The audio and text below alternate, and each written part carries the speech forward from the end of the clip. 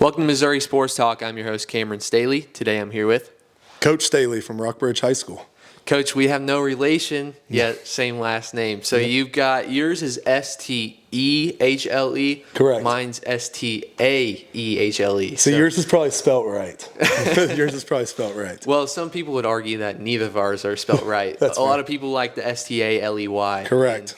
I think that's the most common one. Yeah, for sure.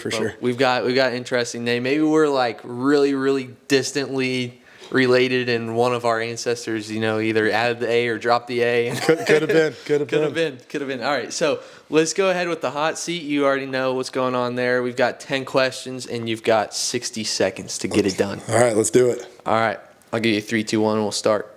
All right, 3, 2, 1. Favorite food? Steak. Favorite place to travel? Aruba. Okay. Favorite animal?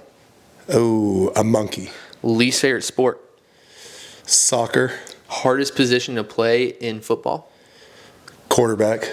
Okay. Favorite song? Ooh, I'm a big Lil Wayne fan, so anything by Wheezy. Okay. You have a top bucket list item? I want to go to Italy. Okay. Do you have a pregame ritual? I know you're a coach, but do you have any sort of ritual? Yeah, kind of. Always got to be left shoe first guy. Okay. I'm always I have a pregame fit and a in-game fit, and then just always pray right before I get on the field. Do you have a least favorite sports team? Oh, the Texas Longhorns. Okay. And who's your inspiration? Probably my dad. He kind of got me into sports, and he's a military in the Air Force, and raised in a military family, and he just kind of instilled a lot of values into me. So, All right. 49 seconds. wow, that was good. All right. So let's talk about this season before we get to anything further, as I just got a notification that the Steelers have traded for Mike Williams. Interesting. Wide receiver. You're a wide receiver coach. We haven't mentioned that. Yeah, Wide receiver. wife's a big Steelers fan, so she'll like that. There you go. There you go. All right, so week 1. This was against Park Hill. You guys went up to Park Hill, correct? Yes, sir. This was a third overtime loss. It was 46-45. That's a tough game. So tell me a little bit about that game. What exactly went wrong in overtime to lose this one? Well, Park Hill's a really good coach team. I've coached against them 3 different times when I was up in the Kansas City area in Lee Summit, and that was my first time losing to them, actually. And we were really young. We lost a lot on the defensive side, and a lot of guys were getting their first varsity reps, and same on the offensive line. And I think really they coached really well. They played really well, and we had a couple opportunities to walk away with that win. Whether it was a special teams mishap or just one blown assignment on offense or defense. But we were going into it. We wanted to be aggressive, and they were aggressive. Like I said, very well coached team. They ran the perfect little pick play there in the third overtime to. I'm a receivers coach, and receivers block it downfield. We ain't concerned with. We don't blame losses on. We tell our kids, like, don't leave it up to anyone else. You got to leave it up to the 11 that are on the field. So love to have that game back, but we've matured a lot as a team, and it's week 1. It's a long travel. Up in Kansas City. Records go away as far as win-loss records when you play a Kansas City school. It's a gauntlet up there. So, and Park Hill has had a really successful season. So, it was a great game. We just didn't execute in certain aspects offensively. I can speak for. There's a couple plays where a receiver needs to make a better play. Or running back makes a little bit better run, or O-line blocks for an extra second longer. You can't pinpoint one play. It's football. If there's 11 guys out there, there's tons of plays, especially in triple overtime. It was super late at night. I think everybody was ready for a winner, and it was going to be who got the ball second in that third overtime was going to go for 2 and win it. And we went for 1 to put the pressure on them because their field goal kicker had missed, and we had blocked a couple extra points, and we felt like maybe we can get a stop if they go for 2 and win it. So hindsight 2020, should we have went for 2? Who knows? Because if we don't get it, it wouldn't have mattered anyway. So, yeah, tough loss. So week 2 and 3, those were bounce back weeks, if we're going to be honest. Smith Cotton, 50 to nothing. JC, they kind of It sounds weird to say. They fell off this year. They did. They lost their coach. They had a really strong senior class last year. They made it to the Final Four. This year, they ended off 3-7. It was a rough year for them, if we're gonna be honest. New head coach. I'm sure that Coach Thomas is gonna be able to turn it around, but his first year was not good. This was a 63-6 win for you guys in week 3. Yeah, so Smith Cotton, they're an improved football team. We when it went from a 60-point win to a 50-point win, we left some stuff out there. But Coach Gray over there at Smith Cotton, he's those boys love him, and he does a great job. And it's a tough situation. They're in a tough conference, and one of the smaller schools in the conference. Jeff City was a personal one for me in a good way. Coach Thomas, actually, I coached with him under 2 years at Lee Summit, so that's where I came from, which we'll talk about later when I came over to Rockbridge. And it was great to see him. One of their other coaches there, Coach Terrence, he was on the staff with me at Lee Summit as well, so it was kind of cool to see those guys. But yeah, that was a game that I went into. I really wanted to win, and I think Coach Thomas, he'll get those guys rallied around. It's hard to instill what your beliefs are in a school that's ran the same offense, since its existence. And when I was with Coach Thomas, he was a spread them out, like throw the ball around. We had some very skilled football players when we were at Lee Summit. I mean, he coached Drew Locke. We had Josh Manning, who's at Mizzou now. Just so much talent there. And then on the defensive side, they had Felix Inidike Uzama, who's with the Chiefs now. So Lee Summit had some dudes, and he'll get them coached up there at Jeff City for sure. So week 4, this one is kind of interesting. Cap City, this is Rockbridge homecoming. But in all honesty, this game really didn't go necessarily what I expected it. I thought this would be a 20-plus point win for you all. It ends up being 25-13. Cap City kind of plays you guys hard every single year. Yeah, so Coach Collier over there at Cap City, he's a great coach, great defensive-minded guy. Last year when we played Cap City, the score was kind of tight too, but we scored on every offensive possession but one at the end of the game. And they just do a great job of running the clock down. They play stingy defense, but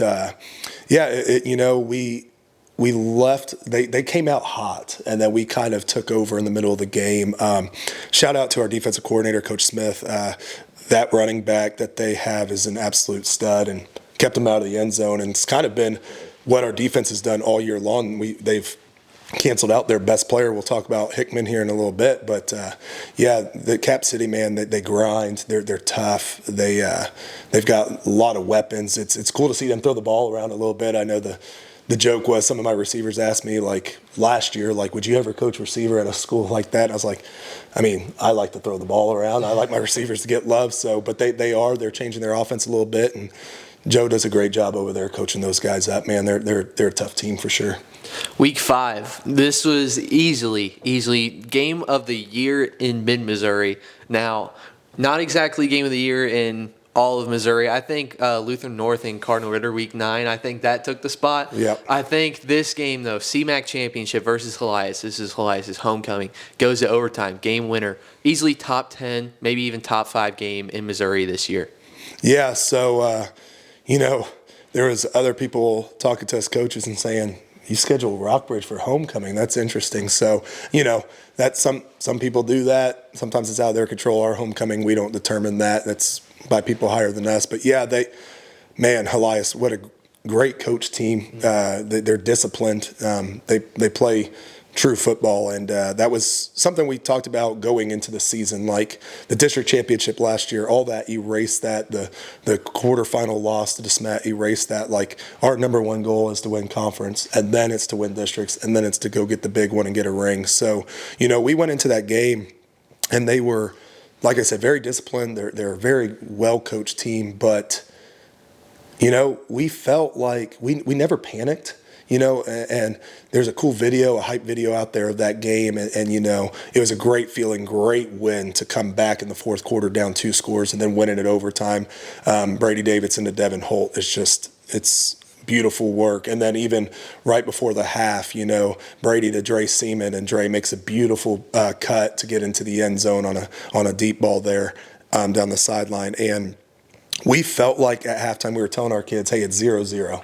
And they haven't done anything to stop us. We had multiple drops by some receivers that don't drop the ball. We had missed assignments, some wrong routes. Brady missed some throws that he makes 99% of the time. We just defense was balling. Like, again, shout out to Coach Smith. He's the best. I will say the best defensive coordinator in Missouri and probably one of the best defensive coordinators in the country. Like, real talk, not just, as the kids say, glazing over him. He's like legit. He knows what the other team's going to do. He's going to take out their best player, and he did a great job of trying to neutralize their quarterback. He's a great dual threat kid. Great, I'd argue top 3 quarterback in our conference for sure. Camdenton's got a great one as well. But we went in at halftime, told the kids, like, hey, we're killing ourselves. Like, let's go in. And then some bad things happened in the third quarter. But our kids with Brady Davidson being our quarterback and being our captain, he's just on the sideline like, guys, we're fine. Guys, we're fine.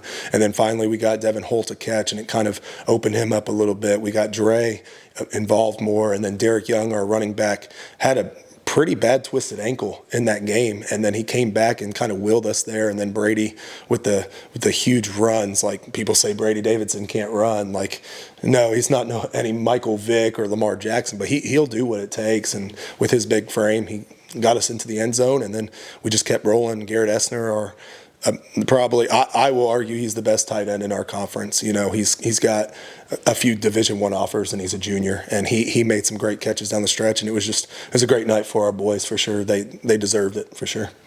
So week 6, you all are, or maybe not everybody, players thinking, hey, we're conference champions.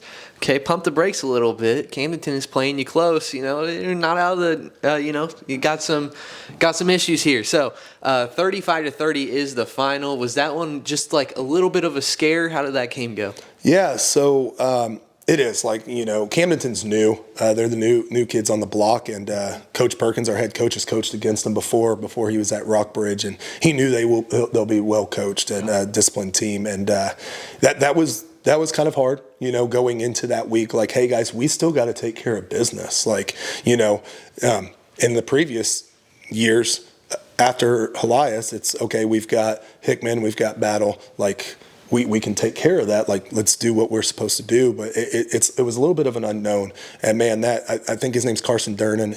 That quarterback there, man, he's the real deal. He's very athletic, can run. And again, another game where we just offensively were like, we got to put it all together. We knew at that point we still hadn't played our best game. A little bit of a scare there for sure. My dad talks to me after every game, and he goes, what were you guys doing? So I don't know if you saw it. We purposely took a safety at the end of the game. We didn't want a bad snap on a punt. We told Brady to run around in the back of the end zone. We told the receivers, O-line, hold. It doesn't matter. They don't add time on the clock. And we told them, turn around and throw it as high as you can out of the back of the end zone, because the clock in high school doesn't stop till the ball lands. And I think he threw it out of the stadium. Like, it went over the scoreboard, and the refs killed it right away. We're like, whoa, you got to take at least 4 more seconds off. They're like, 4. We're like, that ball was up. Have you seen that kid throw? So, but yeah, it was a gritty win, which you need those throughout the regular season, because now it's November, and every win's going to have to be gritty. So it was good for our kids to face some adversity, but still come out on top, because some teams can't do that. Some teams that are really good and think, oh, we've got the conference title on lock, we're winning out. When they face adversity, they fold, and our kids didn't. They faced adversity, and they got the job done. So a little bit of a scare, but a win's a win, right? Yeah. So, week 7 and 8, kind of easy breezy. It's the Columbia Cup. You got to play both of them 2 weeks in a row. Obviously, you guys have been sweeping that here for a few years. So Battle week 7, that's 49-12. Hickman week 8, 58-7. Yeah. So. Just real talk and quick talk on those. Battle, Coach Herman over there, he's he kind of got hired super late last year, so I think he's still trying to get his stuff installed there and getting the kids to buy into his philosophy, and they're doing a good job. They play hard, great kids. Their running back's an absolute dude, and it was another one of those games where we're just like, Let's get firing offense. Let's get going, and we did a little bit, but they're a little bit too much of first down penalties, whether it's a false start or a hold, and it's putting us behind the sticks. And we've talked to our kids about, like, their goals aren't our goals, So we need to focus on our goals, and we came out on top of that one with healthy, and that was a big one, and a solid win, and then obviously the Providence Bowl. Played the team up north, the Purple School. Call them everything but what they're actually called that week, and we have a zero tolerance policy on wearing purple that week, and our kids don't wear purple ever. But it's a rivalry game that's been pretty lopsided lately. First time I think they've scored on Rockbridge in a few games, but again, they had some talent this year over there. Brock Camp, great tight end / receiver. Carter Holiday, great athlete. Coach Conyers' son, Kaysen, solid athlete. He's only a sophomore. It'll be interesting to see how he grows into his role. And then Brendan Bursey, the quarterback, he's a pretty good little athlete. And again, like I mentioned earlier, our defensive coordinator, Coach Smith, and his staff on that side of the ball, they just find a way to neutralize their best player. I think Brock Camp had 3 catches for 30-something yards. I'm not sure the stats on it. Kept him out of the end zone. Back to the Cap City, keeping the running back out of the end zone.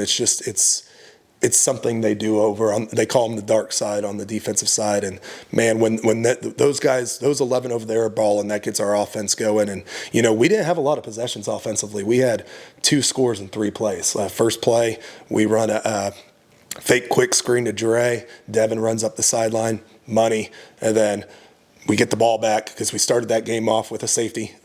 3 and out. They snapped over the punter's head. We get the ball, score first play. They tried to onside right out of the gate after a safety.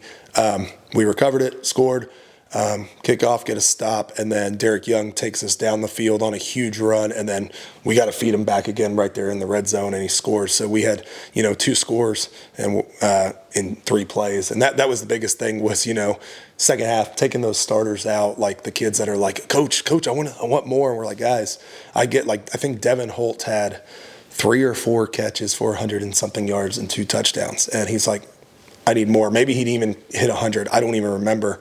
And it's tough because you want to keep your kids healthy, but they want to keep playing. And, those are the kind of games as a coach. You just want to get in, get out healthy, execute what you need to execute, and then move on to the next week. So I'll tell you what, Brock Camp is a really special athlete. And when I had him on for an interview, I kind of talked to him about it. I was like, could have been at Rockbridge. He's like 2 or 3 neighborhoods out of Rockbridge district, and he was like, well, number 1, they probably would have shut me down if I did that. Number 2, locked in with my guys at Hickman. But I'll tell you what, if he were with you guys, I think that's a state championship. It would be pretty interesting to have him and Garrett Essner, our other tight end, on the field at the same time. You got 2 huge bodies up there, and Brock's a great kid. I talked to him a little bit after the game, told him to keep his head up. He's a great basketball player for him too, and I'm excited to see where he goes to college. I know he's picking up the offers. So he's got that Colorado State offer now. It's one step closer to the Mizzou. I know he's really excited for that. Coach Gates is kind of telling him go mid-major, so like Lindenwood, Missouri State for a year, come in. Gates obviously likes transfers. So we'll see what he does. We'll see what he does. That's right. He's got some options. So week 9. This was, it was a close game, 7-point win over Francis Howell, 28-21. It was at Howell. Howell's having a really iffy year. They're 4-5. They're playing Kirkwood this week. I don't know if they get past Kirkwood, if we're going to be honest. That kind of sucks if Howell goes 4-6. They're better than 4-6, but they've just had so many miscues and losses that should not have been losses this year. Yeah, so Francis Howell, tough game. Last year had them. We were kicking a chip shot field goal for our kicker that's at Army West Point now, Joey Scardina, and just one kid blocks the wrong way. The field goal gets blocked. That puts us up by 1 with seconds left, and that left a nasty taste in our seniors and juniors that played last year's mouth, and had to travel there. We knew Francis Howell was better than their record showed. Some of their losses were to some really good teams, and they have a tough schedule over there, and they're well coached and they grind. And that game was kind of one of those. we're sitting there. We want to win. We've got to win.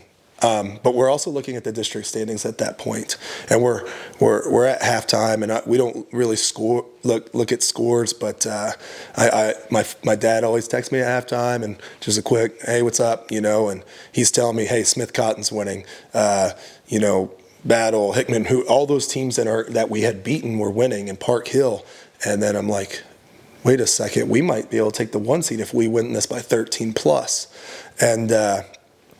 Unfortunately, we didn't, and I don't know if we won by 13 plus. We would have got the bonus points, but I don't think we would have quite, taken over Troy for the 1 seed. But that was one of those games. The score looks closer than I think it was.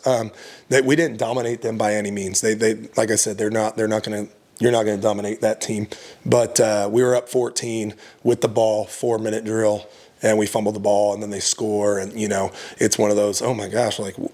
Come on, guys, like, focus, and it's hard, We're coaching 16, 17-year-old kids to stay locked in for 4 minutes when you're up 2 scores. It's hard. And not that they weren't locked in. It was, I can't remember if it was a snap issue or a mesh issue with Brady and Derek or Dre. I can't remember who was playing running back on that play. We kind of go through the film on the weekend, and then we kind of flush it, learn from what we can learn. And we told our kids the importance of 4-minute drill is hang on to the ball, go to the ground, let the offensive lineman pick you up so there's no ifs, ands, or buts if we fumbled or not. And we talked him going out, and, we fumbled the ball. But, big win for our program.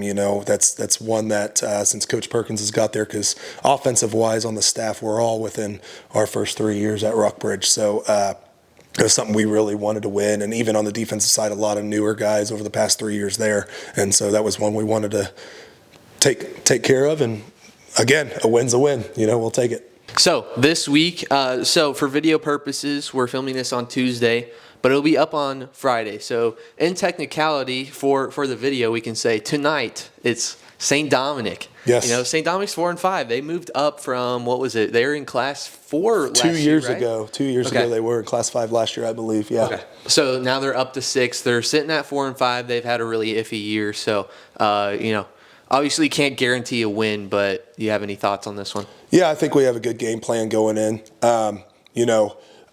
Watching film, we don't know if they've seen anybody that has our team speed. And we talk about team speed, but we're also physical. And that's the big thing we've been talking about this week, of being physical the right way. And again, we have goals. We checked off the conference championship, the CMAC. Next is a district title. You can't look too far forward, but got to take care of business against St. Dominic. I think we have a great game plan going in, and we're excited to see what happens. So if you guys make it to the district championship game, that is Troy Buchanan. They are 9-0. Good team this year. Yeah, Troy, improved from last year. Again, looking at their schedule, and people could say the same thing about ours. You've got the Smith Cottons, the Hickmans, the Battles on there, but we're both not super battle tested, but we haven't really looked ahead yet. We're not a coaching staff that looks ahead to the next opponent, but I'm sure Coach Smith over on the defensive side, Coach Harrell, our offensive coordinator, will have a great game plan, and we'll go in and take care of business against St. Dominic. And then, last year we hosted Troy in the district championship and walked away with some nice district championship hats and a nice plaque, and hopefully we can go to their place and upset them and end that undefeated season there in Troy.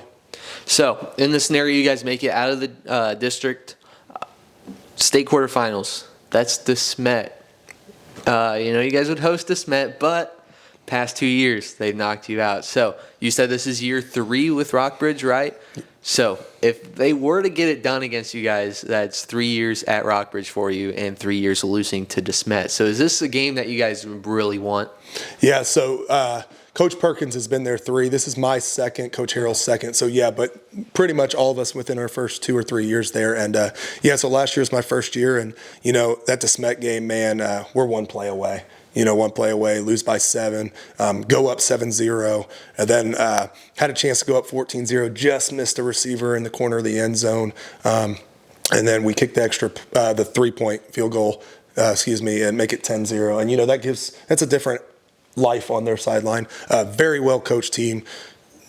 They got dudes all over the field on offense and defense, and so it'll be a if we make it to that point and they make it to that point, it'll be a huge challenge for us. And you know, nothing easy is worth fighting for. You know, we want to play the best of the best, and we want to represent the public schools. You know, and you know, so it'll be exciting if we get to host them. Well, we would get to host them if we play them, and it'll be exciting. And I think the Bridge will be rocking that night.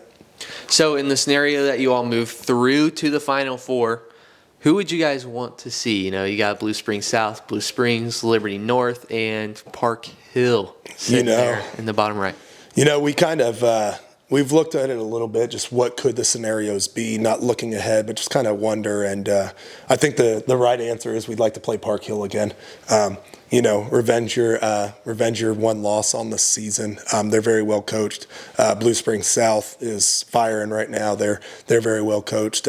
Liberty North would be a fun matchup, defending state champs. You know, absolutely made CBC tap out in the state championship last year. And you know, that I think at that point, you make it to the semifinals, you're happy to be there, you're enjoying the ride, and but I for sure, and I think most of the coaching staff would say we'd like to play Park Hill again just for a revenge factor.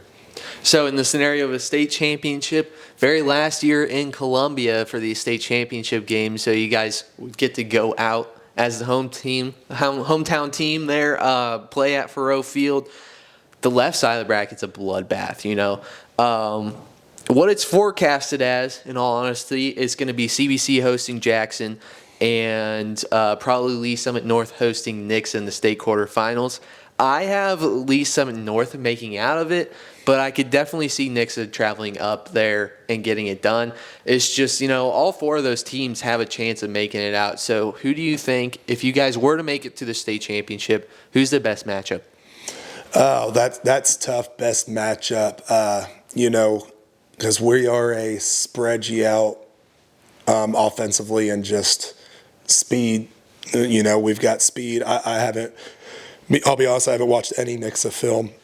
I know, you know, the Jackson Cantwell kids down there and their O-line is just massive, and they've got a great running back. And, you know, I think that'd be exciting. I think that'd be kind of cool for Columbia, you know, as the Cantwell family, what they've been to the Columbia community. And Mizzou, obviously, really trying to recruit him heavy. And but then you look at the CBC matchup, and it's like, do we want to knock off a private school, or, you know, what do you do, you know? And we were really close to possibly playing CBC last year. You know, we lost to DeSmet by 7, and they only beat DeSmet by 7, and we felt like we could have matched up against CBC with our styles of play. Lee Summit North's intriguing, coming from Lee Summit. They were a big rival, and that's another team I'm not like counting out is Lee Summit High School. Like they played Lee Summit North tough last week, and that'd be kind of interesting too. Personally, I'd love to play Lee Summit in the state championship just because that's where I came from before Rockbridge. But I'd say, you know, whoever comes out of that side, it's going to be an intriguing matchup. It's Class 6 football in Missouri. It's kind of a toss-up right now. I don't think any team has truly separated themselves as the best of the best. A lot of people are saying Lee Summit North. So, yeah, give me Lee Summit North. Okay, so before we get out of here, I want to talk about you a little bit. So where are you initially from, and where'd you go to high school? Yeah, so I mentioned it earlier. My dad was in the Air Force for my whole life, so I've kind of lived all over, you know, Florida, Georgia, Arizona, Oklahoma, Missouri. Missouri's kind of where we settled his last base, Whiteman Air Force Base there in Knob Noster, so just right by Sedalia, where Smith Cotton is. So I went to high school at Knob Noster High School.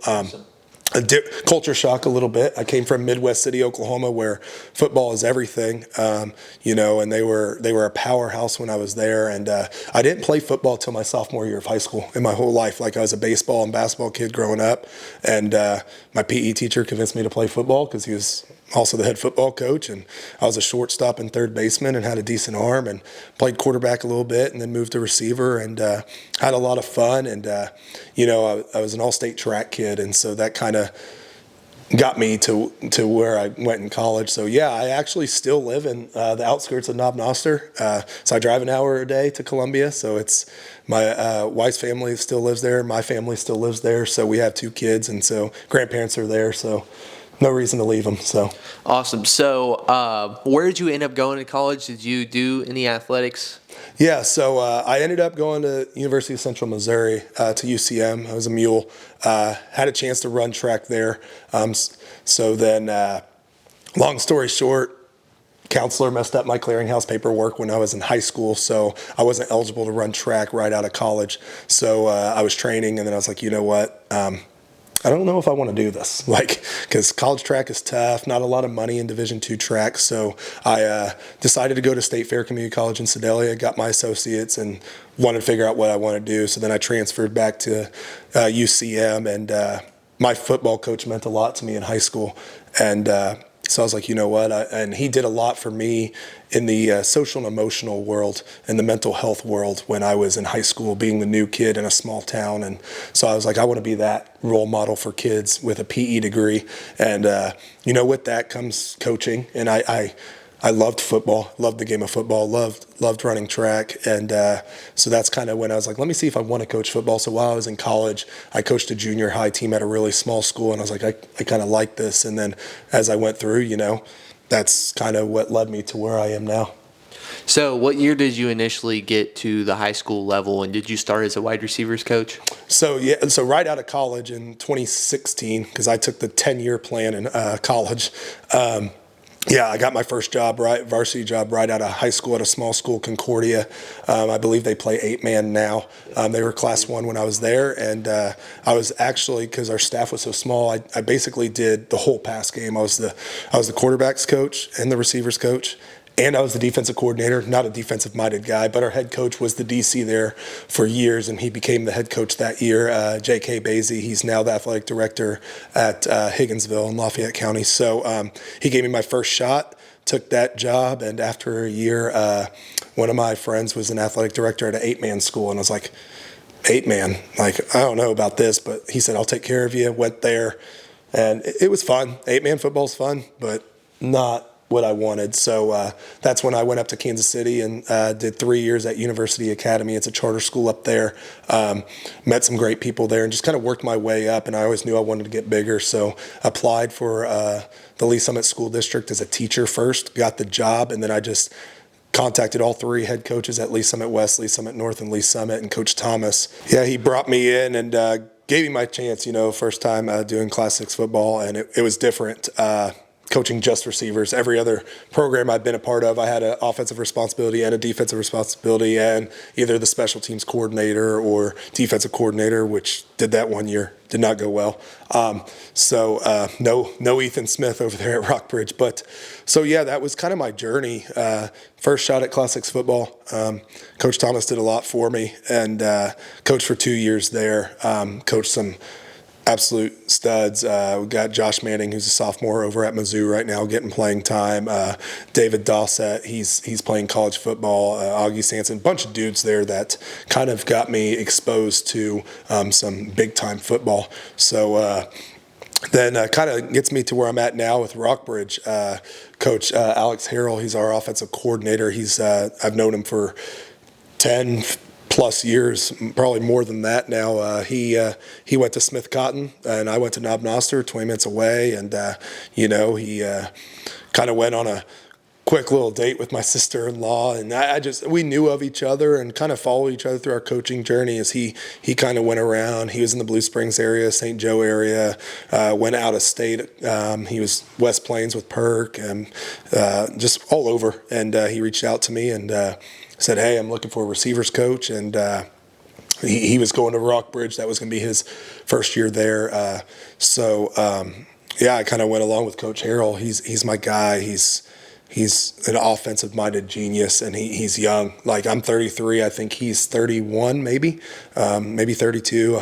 Sorry, Alex, don't know how old you are, but I know he's at least a year or two younger than me. He might be even younger than that. So if you're not quite that old, I'm sorry, buddy. But no. So Alex is my guy. He's always scheming things up. He's the coach that's probably watching way more film than he needs to, because he knows exactly what's going on. Just like our defensive coordinator, Coach Smith, on the defensive side, those two are just absolute film warriors, absolute go-getters. You never know when Alex is having a bad day at work, or if he's not feeling well, or if his kid's sick, he's when he walks through those doors, he's locked in and he's rallying up the guys, and he's a funny guy too. And then I got to meet Coach Perkins. Kind of did my interview over the phone, kind of like more of a hey. We want to bring you in type of interview, and just had to work some things out with the district to get a teaching job. But when I met Coach Perkins on the phone, he seemed like a chill guy. And then when I finally came into the office to meet them, I was like, yeah, this is, love those guys to death and do anything for them. Coach Perkins is by far the best human I've ever been around in the coaching world, in the sense of he cares about his coaches, he cares about the kids. One thing is, to be a great high school football coach, you can coach the X's and O's, but Coach Perkins is a leader that coaches kids. Like, he cares about the kids, and that's one thing. If anybody ever wants to badmouth that guy, I'm going to be like, he cares about your kid. And same thing with our whole staff. We preach, like, wins come, losses come, seasons end, but building those lifetime relationships with these kids, and that's something that I've always wanted to find in my coaching realm. I've coached with some great coaches over the years. Coach Heffley was at University Academy, and now he's coaching back home in Kansas. He was another one of those guys that cared about kids. And Coach Thomas, that's at Jeff City now, when he was at Lee Summit, taught me a lot about schemes, but also how to be a good person. And he's a big family man as well. So I've just been very blessed, this journey of 10 years of coaching has had its ups and downs. Started off my career 0-20. And, I don't think I'm quite at 500. Yeah, I'm pretty close, but as an assistant coach. But shout out to my wife. She's been, my rock through all that. Goes to travels to games, and then I have a 4-year-old and a 6-year-old. My 6-year-old played football for the first time this year, and he's loving it. They love coming down on the field afterwards. So it's been a very blessed journey, and I'm very fortunate. And hopefully this year's journey is not going to end anytime soon. Right, so we're getting down to the nitty-gritty of the season, so I appreciate you coming down here, taking some time to talk to me. Of course, man. Appreciate you. This has been Missouri Sports Talk. See you next time.